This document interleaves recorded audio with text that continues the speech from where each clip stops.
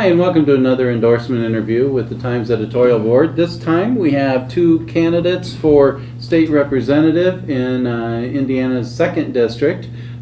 We have the incumbent to your left, Earl Harris, a Democrat, and to the right, Jayson Reeves, the challenger, a Republican. I'm Doug Ross, editorial page editor. Also in the room with us are Krista Zavanovic, assistant managing editor for news. And of course, on the other side of the lens, you've seen the credit already, Brian Vernellis, our videographer. We should probably begin with, what are your, what's your background, what's your qualification for this office? Jayson, let's begin with you. Good morning. I have an enormous amount of studies that I've pursued throughout Ivy Tech and a couple other colleges, mostly in industrial design. Certain amount of computer programming experience. I haven't been a programmer or analyst, but it took me a long way in terms of working in different environments and knowing computer programming and memory issues. And that was mostly in Arizona in an engineer, where I became a partner in an engineering firm. Okay. Earl? Well, yes. I attended IU, Illinois Institute of Technology, way before I got into the political arena.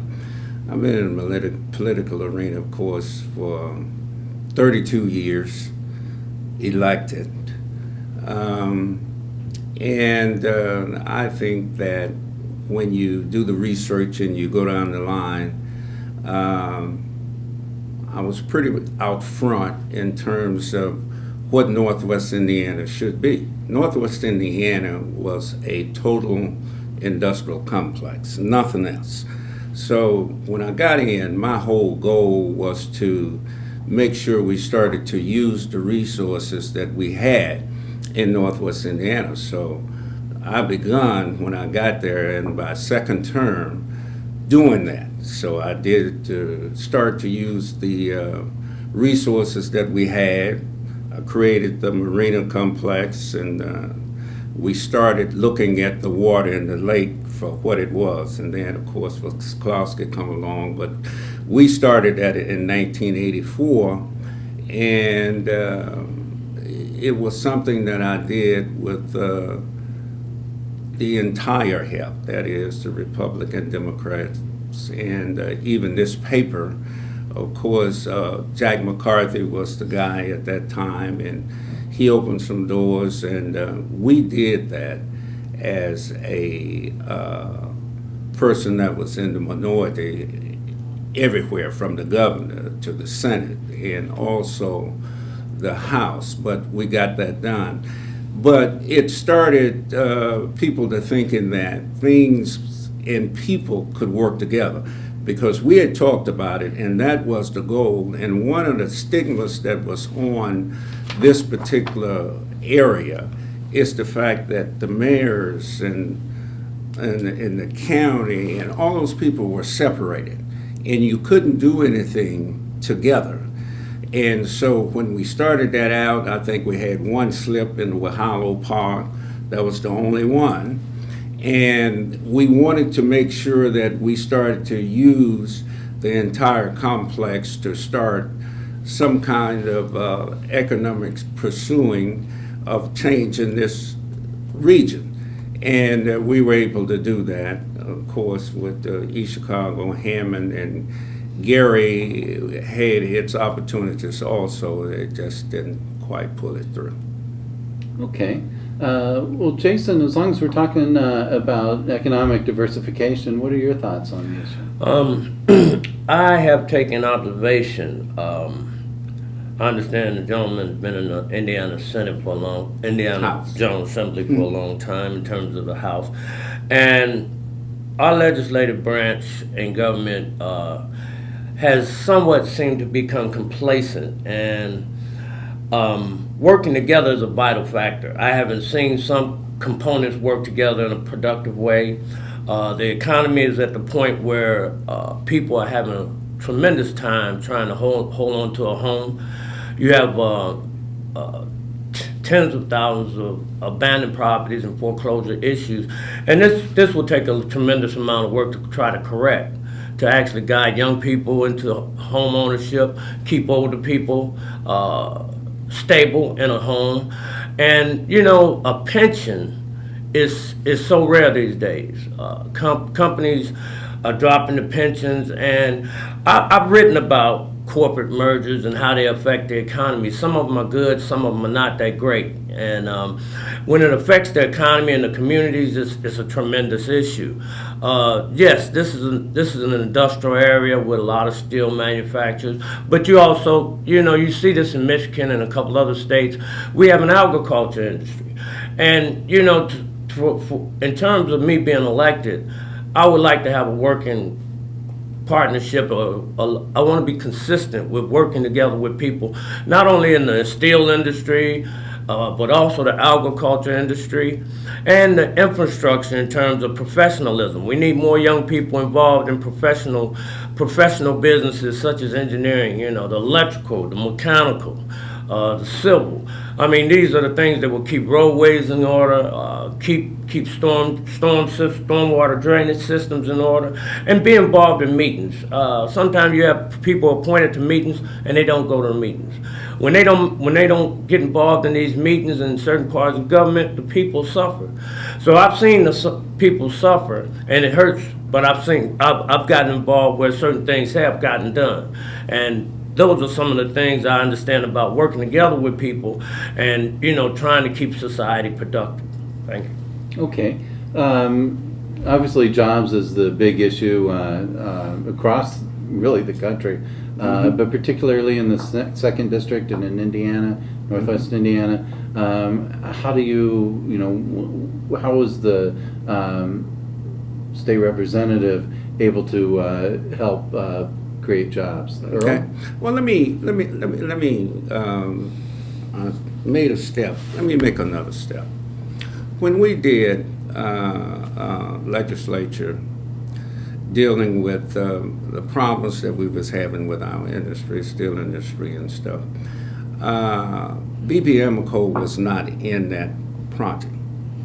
I put BBM code in that project. I worked very, very hard and very diligently to get them in that project. When I put them in there was only 4 hours left in terms of me getting them into that system.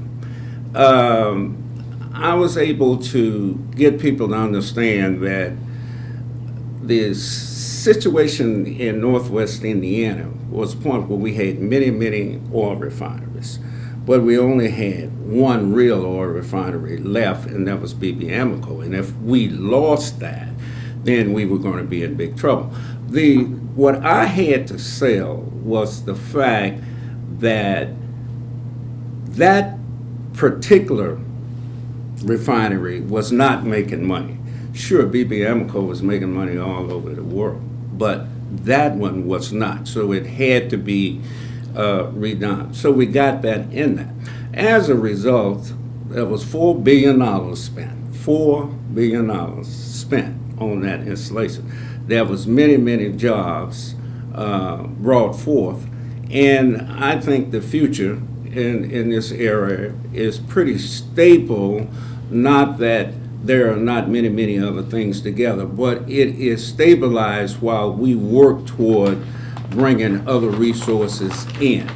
Now, one of the other things that I'm working on is I've been, and I did have some discussion with NIPSCO about bringing down the Mitchell plant. That's one of my goals that I want to accomplish before I get out of there.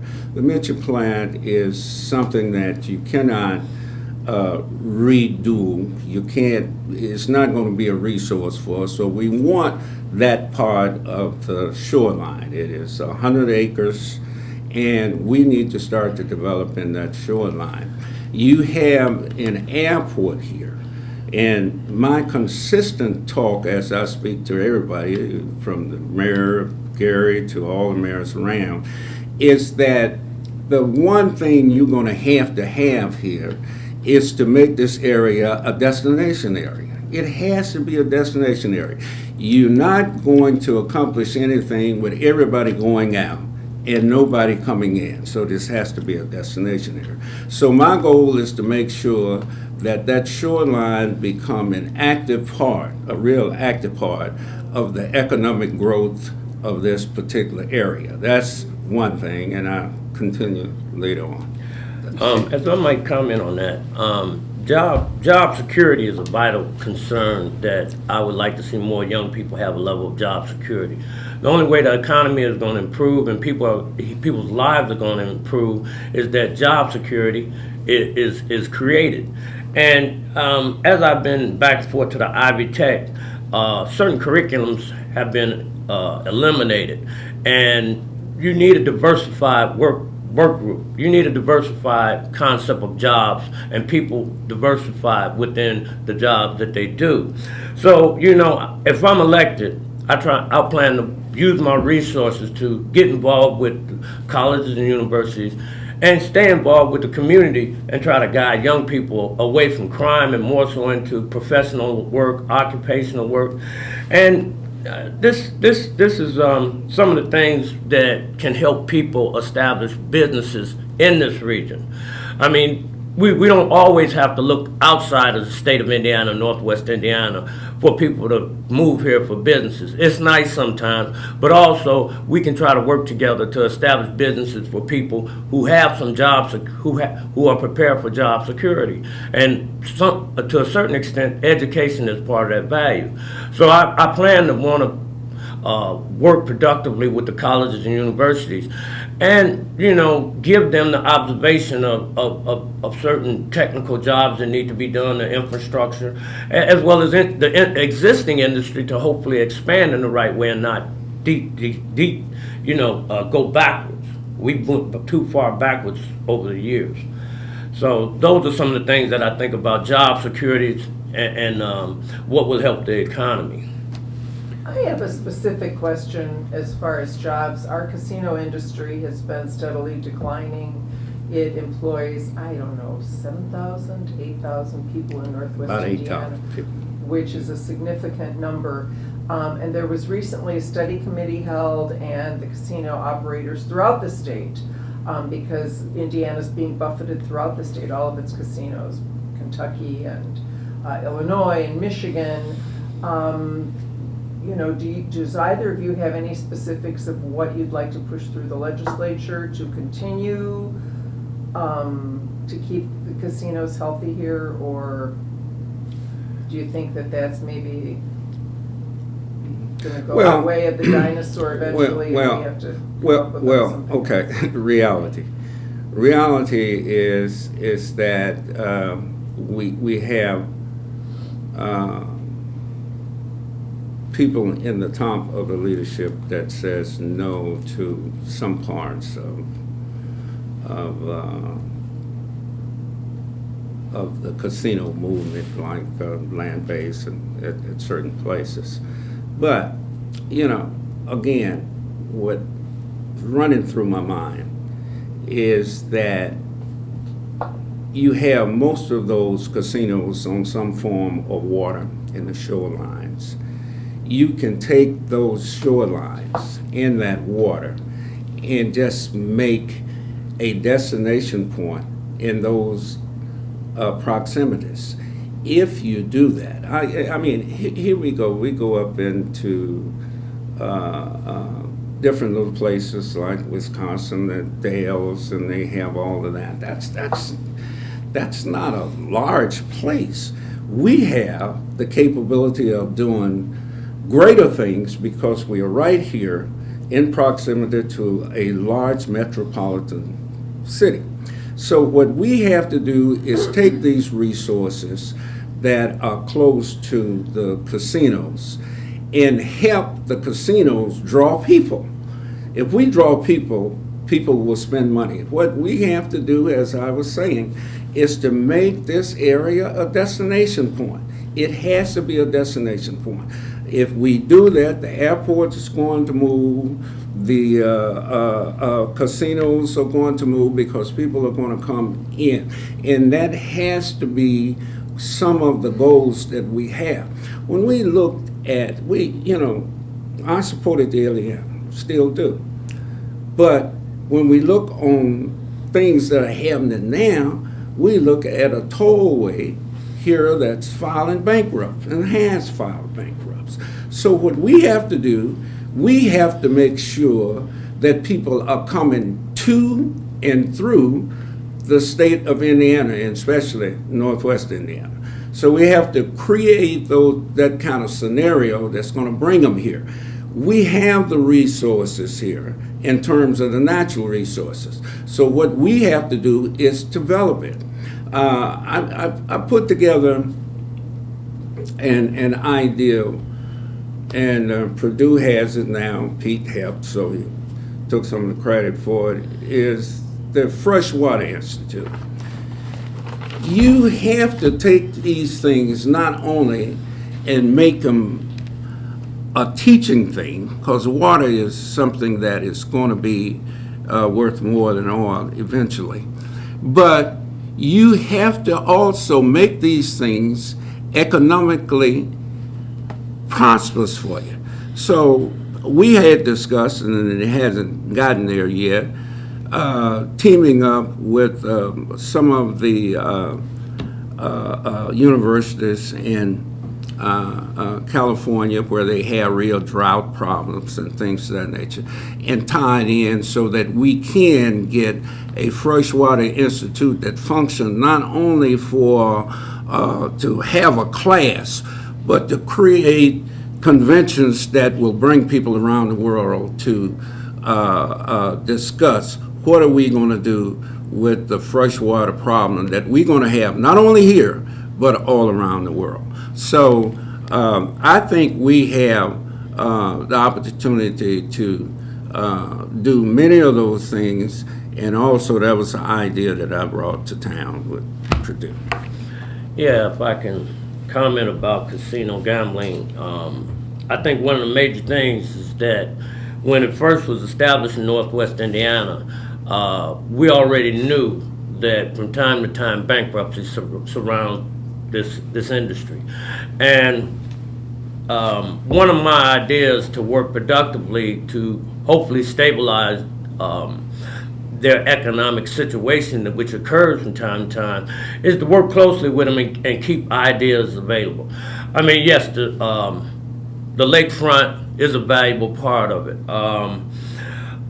Investments that make sense, and things such as financial economic bonds and financial products to sometimes hold stability within the casino's earnings and to stabilize them from bankruptcy. I mean, sure, you don't want to see people laid off, but you want to understand the legislative matters that can give them some stability, government bonds, whatever it takes to keep them stable from the twists and turns that seem to occur in casino gambling. I have ambitions of research and development. A certain amount of certain amount of tax revenue is vital. So every business in Northwest Indiana that is legitimate and productive, I would like to, from time to time work with them, understand their good and bad subjects of discipline to progress in the future, and casino gambling is one of them. And I was just reading that one went bankrupt. We've had a number of banks that have went through the same subject in terms of the FDIC going in and seizing assets or reorganizing the banks. So sometimes the casinos have to be reorganized. And these are ideas that I would wholeheartedly try to work with them on, and anything of the Indiana State Legislative priorities that can be, considered. Yes, that too. There's a lot of different industries, and sometimes they come together and sometimes they don't. But we have it in the Northwest Indiana, and like I say, we know that sometimes bankruptcy is surrounding that industry for the people as well as the business. So I'll try to work hard to keep some ideas with them to stabilize the economic situation that might occur in the casinos. We know that the Regional Development Authority is up for reauthorization. from the state after, its initial run. And so the question is, the state's currently giving it $10 million a year, as I recall. Right. And so should the state continue to do that, and where should the money come from? Jayson? Well, I've seen the Regional Development RDA prioritize some very interesting things. And to evaluate development for 5, 10, 15, 20 years down the road is efficient. But I would like to see them a little more active and close range in terms of some of the projects they consider. And sure, some of those projects work, some of those projects are agreed on, some of them are not agreed on. So I think it's a good idea for regional development. And if the money is appropriate from the state government, yes, it's something worth the while. But I do want to see more people involved in the projects, in our region, young people that need an idea. As I go back to the issue of Ivy Tech State College, Purdue, and Indiana University, these are projects that these people and curriculums, these schools and curriculums need to come together on. Like a combination works together. Those projects that the RDA considers, as well as even what's considered with Klein Avenue bridges. We've slowed on some of these things. I don't even know if the bridge needed to be replaced, but the evaluation of it is good, and I discussed it with the gentleman that's the director of RDA briefly, but the ideas and the concept of working together needs to continue, as well as young people in these colleges and universities, and even young people that just have a good determination to be productive employees. I would like to see these projects go. I would like to be more involved, and I think it's a good program as much as possible. Okay, Earl? Well, when we start to look at the RDA, I think the RDA has been very functional. We came up with something that allowed combining of revenue and a growth of revenue so that you could do large things. I know in Gary they did about 30 or 40 million dollars, and Gary is a very poor city, but it enabled them to do many things just because of the RDA, because of the pooling of money. They could come in and analyze and get some things done. When you start to talk about who deserves, we did things in Hammond, we're now doing things in East Chicago, and we had this long lapse where everybody was going into the mill and people didn't need jobs. They could just walk in and get them. And then in this particular situation, when this thing kind of shrink down, then we found a lot of people that were not trained to do a lot of things. Now, you have a lot of things going on, a lot of contracting, and you're going to have more. But what we have to do, we have to make sure that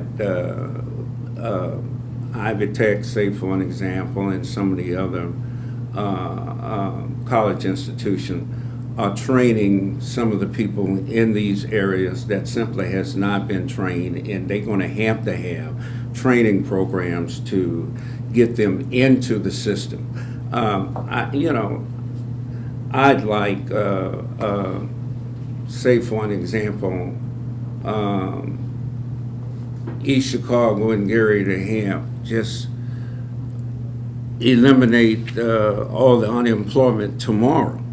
But some of the jobs that are coming through, they just have not been trained for, and they're going to have to get trained for these things. So we had these things, and I have to bring this up. That was a big part of that. When we took Ivy Tech in East Chicago and made it Ivy Tech, we did not, as you know, have a school of higher education nowhere. We had, IU had left, that was on Indianapolis Boulevard. St. Joe went to Whiting, and we did not have a school of higher ed. So things was kind of, for whatever reason, dumbed down.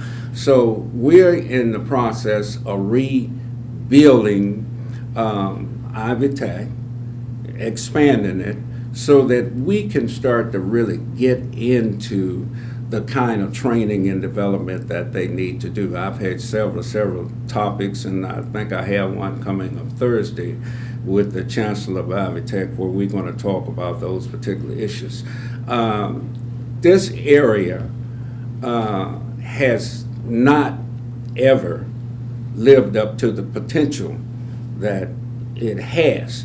But now we have a lot of people that I would call very forward-thinking involved in this area. This area is going to be a great area, and it's going to be because we're starting to reach together and pool the resources that we have together. And the resources that we have, of course, is the industries that's going to stabilize the shoreline that was there. Now all of a sudden people are saying, okay, we got to have the Indiana, we have to have the airport, we have to have these things. But now what we are doing in this area, I probably won't be around to see it, but the rebuilding of an entire area that's going to come up to its expectation. And it has not for the years, but you know, all the other one. I remember when Indianapolis, we go down there, we only had one place downtown really to eat, where we had a up-to-date restaurant. But of course, we put a lot of money in that particular area, and look at it now. We have to do the same thing in Northwest Indiana as a region, and we have to grow it. Actually, when we're talking about putting money into rebuilding, you know, Earl, you talked about the toll road and the Ileana. Jayson, you mentioned Klein Avenue Bridge. NDOT is saying that there's, you know, not enough money. You know, Major Moves money is gone from the toll road lease. And roads and bridges, if we don't start putting more money into it, are going to get even worse than they already are. So how do you fund that? Well, you know, my thought has always been, when you look at something, you got to go at it from several positions. I'm a big person in terms of public-private partnerships. I think that some of the stuff that's going to have to be funded is going to be public and private partnership. That's the way it's going to have to be.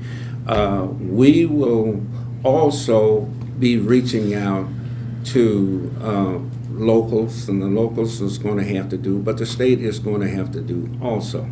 I think that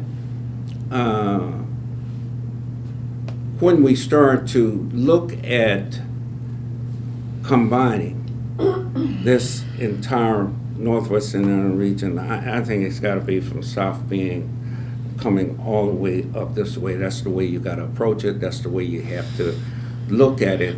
And all of these components are going to have to come together if we're going to avoid things like bankruptcy for the tollway and things of that nature. You have to combine the working together of what's going on in South Bend, say for an example, to what's going on in Gary, Chicago, Hammond, in southern Lake County. All these things are going to have to come together and be promoted together. it was always amazing to me that, say for an example, a school that decide to take a class to the zoo, and you ask them where the zoo is, they don't even know that there's a zoo in Michigan City. They don't even know it. That's how far we are apart in terms of working together and looking at this as a region so that everybody in this region can start benefiting, and people will start to come and reach out and come through these things because they know what the resources are. And then we become partnership with everybody in Northwest Indiana in developing whatever resource they have so that this travel and this component works. And that's the way I see it. As I recall, the lease of the toll roads was money invested from a company, I would presume, if I'm more than correct, from another country or Spain or something. And Spain has financial problems too. But the infrastructure in terms of highways, toll roads, even stormwater drainage issues that might intersect with highways, run underneath the highways, these infrastructure values are vital. They will have to be done. I mean, if they're not done, we will be behind again, just like in 2008, when I recognized some people don't go to meetings until it floods. And the flooding destroyed people at a record rate. The insurance that they had to pay out was outrageous. These highways, they're convenient for people, and they earn revenue. Then you have tax revenue. Now, I think the leasing concept of a highway should have been considered on a term basis. If it doesn't work the first 5 years, maybe it shouldn't have been done. And the economics of it is that these are long-term projects. They last for a long time, and the toll road really earns money for the state in a long-term process. So keeping these highways and toll roads upgraded and efficient for people to safely ride on is a vital factor, along with other issues in terms of the infrastructure where people's homes are not being destroyed. And it's tough enough for a young person to move into a home and then all of a sudden it floods. So you're getting set backwards constantly. And we as a society shouldn't want to make decisions that push us backwards. I think we should look for decisions and issues and values that can take us forward. And upgrading the roadways and the toll roads and the economic disciplines of the toll roads, they're vital for the future. And upgrading stormwater systems, sewer systems to keep this contain water. Water is a very powerful substance. We need it to survive, but then on the same token, it will destroy us if we don't contain it. So these are infrastructure issues, just as I've considered some research and development values, infrastructure issues with technical students at Ivy Tech or Purdue, and you know what, local people that may not attend college but have the ambition to work in a productive way.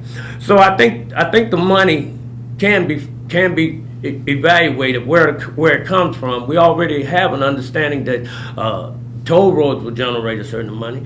There's tax revenue that the state and local governments will generate, but then we have to use those dollars wisely. We can't be complacent. We can't be lazy. We have to really stay on top of these type of jobs, and that keeps the infrastructure, that keeps the people in a safe and livable way.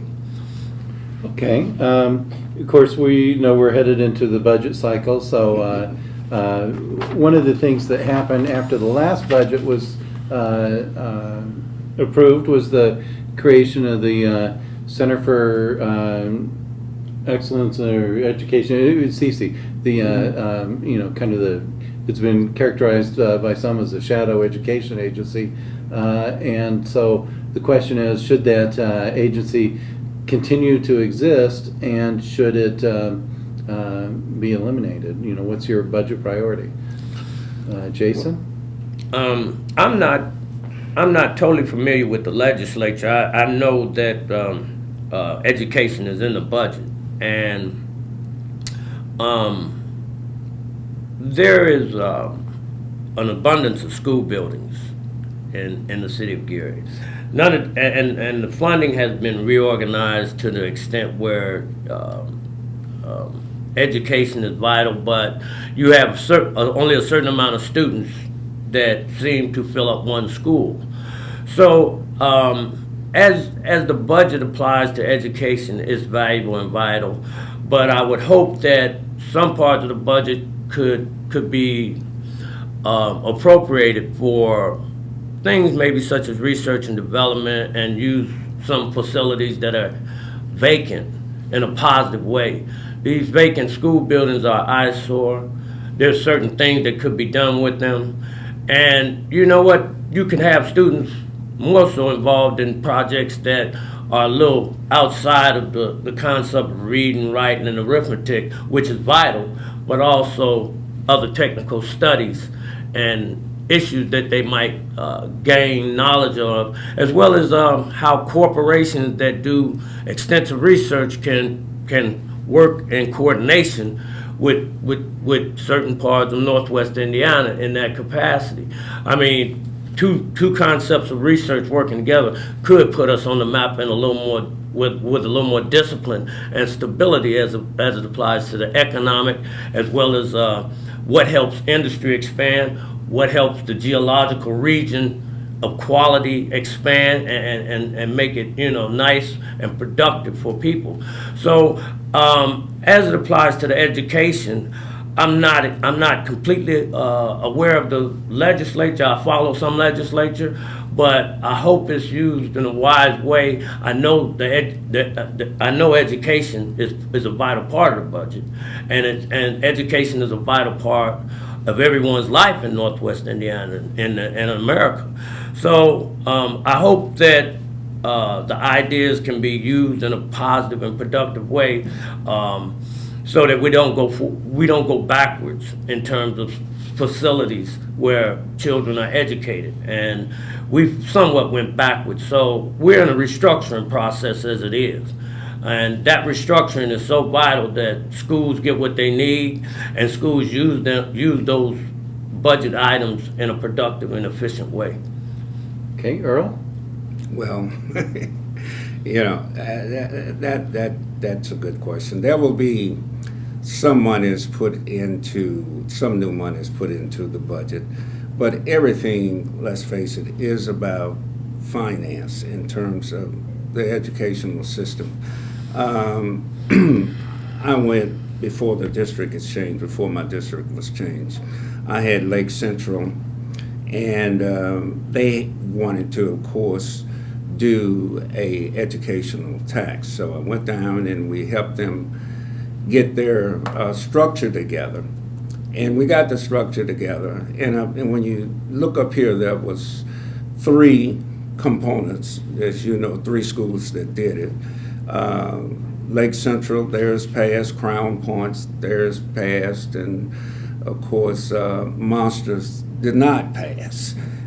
So the whole thing of it is, we that have public schools that are on levels, want to keep them there. And this whole thing is about whether or not there's going to be enough finance to provide what is needed to keep the good schools good, and then bring up the ones at the bottom to levels that will rival some of the better schools. So there's going to be just a lot of fighting, arguing, talking about which is the best approach to use, with not having the big pockets that we used to have in terms of making the schools at the bottom a little bit better, and keeping the ones on top still on top. So I don't think there is any, you asked the question whether we need to keep that component or not. I think it's going to be a lot more discussion going on in terms of the direction that we're going to have to travel in terms of coming out with a good educational product. I think that in terms of the vouchers, that's not going to change. So that means that you're going to have religious schools, you're going to have some private academies.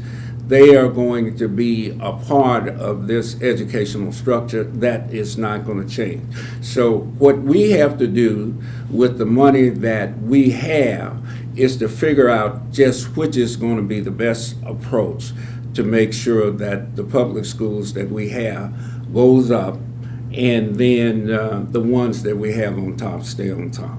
It's just a reality that the count of dollars that we once had to go into education, because there was a guaranteed product. We was guaranteed so much money goes into education, and that is not quite into public education, I might say that, but that is not quite the case. So this product, as we turn on how it's going to be best used, the money that we have, is going to be turning until the end of the session. So it's just going to be a fight, because we'd love to have that big package of dollars that we have to pool into education, but we just simply do not have it. Okay. I think we have time for just one more question. What's the primary difference between you and your opponent? Jayson? Well, I respect Mr. Harris here, but I became a Republican a number of years ago. I felt I was a good Democrat, but sometimes watching your own community go backwards is a pain, and then to hear people with discriminatory statements, black or white, I think people ought to work together. It's a value. I don't like to live by hate, but I believe in hard work and being respectful to people. And I believe in being respected as I try to live. My difference is probably is more so the ambition that I have to see development occur in different regions, small farm areas, some parts of Hammond, some parts of Black Oak. We have an enormous resource within water in the lake. Environmentally, we want to keep it safe and clean. There's a lot of research and development I think about. There's a lot of development that I know needs to go on. There's roadways that need to be upgraded, but before you upgrade a roadway, you must upgrade the sewer system when it's been underground for 10, 20, and in some cases 100 years. So I'm working very strong at this, and I believe in it. Just as I write books, I've written a couple books that, tap these ideas, and I'm passionate about seeing it occur in my community, in my region.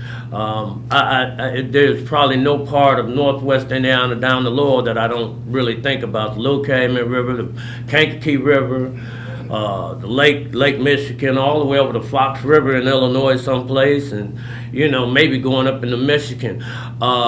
I study a lot of different things of that capacity, because I don't want, it's almost to the extent that Hurricane Katrina will occur, but the levees, somebody should have recognized it. That's the theory that I believe in living by.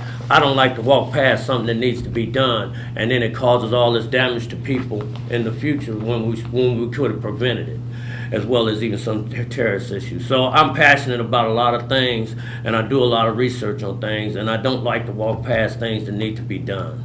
And that's some of the things about me. Okay, Earl?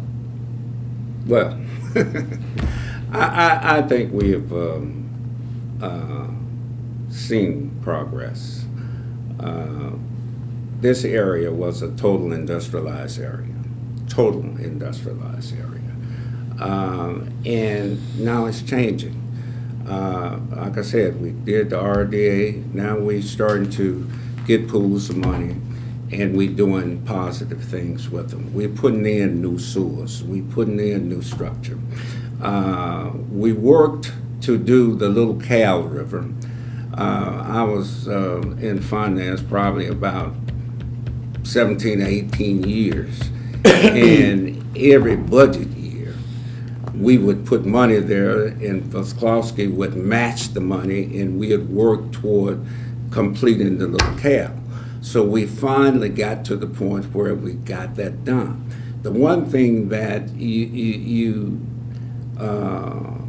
everybody must understand is that there's no way that you're going to take an old antiquated city and redo it in 4 or 5 years. When we did the casino, as you know, Indiana is a very conservative state, and talking about passing the casino was just about out of the question. But it was not out of the question to start to rebuild some of these older cities. And it was known and understood from both sides of the aisle that we meaning the state, did not have the money to put in and do the infrastructure for these old cities and towns. Just didn't have it. So we were able to come together in leadership and sell that idea to people that it is about economics more so than it is about any other things. So when we brought that to town, when we brought the casinos to town, it was brought because this was a way to get money and put it into all of these old antiquated cities that we have and start to rebuilding and restructuring of the city. That's why it was so important, and I was saying early on, that we did the RDA and that you could start to pool money, and so much money went from the casinos into the RDA from all levels, and then that money could come back in a package in a pool and do major things in terms of the rebuilding of these old antiquated cities. So, you know, that's where we are. It is something that is going to be done, but it's going to take time to do it. The transportation issue, like we was talking about the Iliana, it's going to be done. It's going to take time to do it. So I think we have a pretty good structure in place.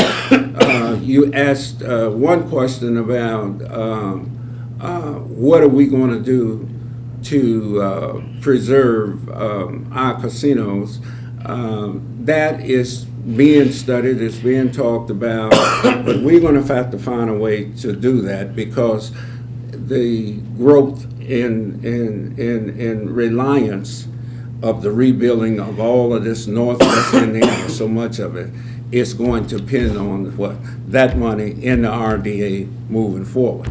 The $10 million that we talked about, that's one of the things that I'm going to be pushing on, that money going back to the RDA. In fact, we can sell the idea that that $10 million that they put out that goes in the RDA, actually the state profits very much so from the, you know, that $10 million, just like any other investment. They actually gain money by investing that $10 million into the RDA. So I think at the end of the day, we will be able to continue that process of getting them to participate into the RDA. You know, one very, very important thing when you discuss economics and the budget is that, sure, the money is valuable, but if we don't use the money properly and we waste money, then we find ourselves in the predicament that how are we going to get money again, or how are we going to restructure what we didn't do. And I've seen it over and over and over. When money is appropriated, I mean, it needs to be used in a productive and proper way, and any corrections, should be recognized. So that's the level of involvement I believe I would pursue to make sure that monies appropriated from the budget are being used properly and productively. Well, I think it is being used. I think that the only shortcomings that we have is in our training programs, getting those people that are not prepared to go into the workforce, or get them trained to go into the workforce. I think that's where we have shortcomings, and I think that that's going to be corrected also. But I think the money is being utilized well, and I think that we've gone a long ways for those that have been here. We've gone a long ways from where we were. Anytime you end up with any business or any industry investing $4 billion into your area, I think you have come a long ways. So I think we are growing, and I just think it's going to take a while for this conversion to really be completed and people really see the changes in where we were to where we are now and where we're going to be in the future. Okay. Well, I'm afraid that's all the time we have. Thanks for viewing.